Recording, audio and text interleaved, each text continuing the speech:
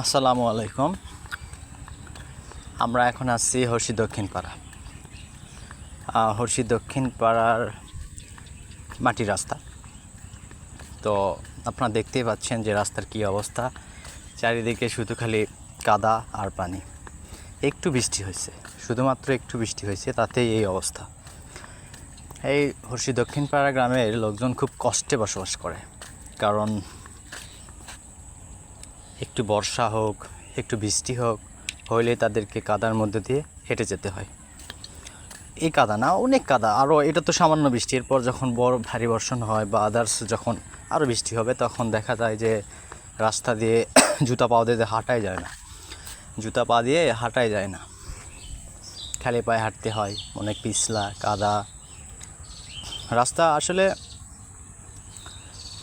সেই আমি ছোট যেদিন থেকে হয়েছি, হওয়ার পর থেকে যেদিন এদিকে আসতে শিখছি, সেদিন থেকে দেখতেছি যে এই রাস্তা এভাবে কাঁচা ছিল, কাঁচাই পড়ে আছে। তো এলাকায় অনেক নেতা আছে, গণ্যমান্য নেতা, অনেক বড় বড় মাথা মুরব্বীরা আছে। তারা থাকা সত্ত্বেও এই রাস্তাটার কোনো গতি হচ্ছে না। রাস্তার যত দিন যাচ্ছে ততই পানি বের হওয়ার মতো পথ হারায় ফেলতেছে। রাস্তায় পানি জড়ো হয়ে থাকতেছে এবং অনেক কাদা। এক কথায় হর্ষি দক্ষিণ পাড়া রাস্তায় কাদায় জনজীর্ণ একটা অবস্থায়, যে জনজীবন বিপর্যয়ের মুখে। এরা খুব কষ্টে বসবাস করে। তাদেরকে স্যালুট জানাই যে তারা এই রাস্তা দিয়েই চলাফেরা করে, যাতায়াত করে। তো তাদের এই একটাই রাস্তা আছে যাওয়ার মতো, একটাই রাস্তা। এই রাস্তা দিয়ে তাদেরকে যেতে হোক, কাদা হয়, আর বর্ষা হোক আর রোদ হোক আর ভেঙে যাক।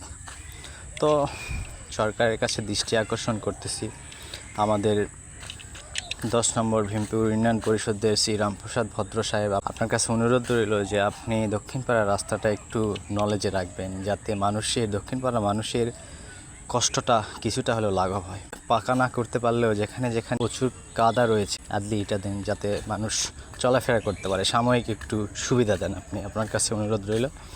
আশা করি আপনি যদি ভিডিওটা দেখে থাকেন তাহলে অবশ্যই উপকারের হাত বাড়িয়ে দেবেন।